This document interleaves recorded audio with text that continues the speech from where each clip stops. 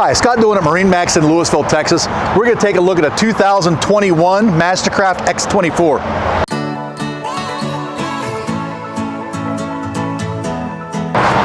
All right, so under 240 hours on this one. Really clean. Nice C-deck flooring, really good looking three-tone interior. Upgraded stereo. They added a huge JL sub up underneath the helm. Stereo is incredibly good in this boat.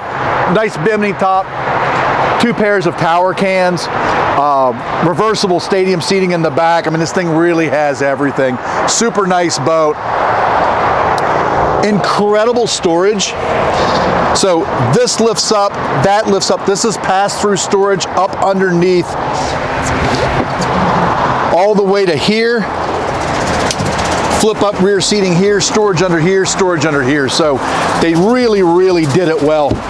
If you've got any questions about this or any other boat you see online, pick up the phone and give us a call. This one's probably not going to last long.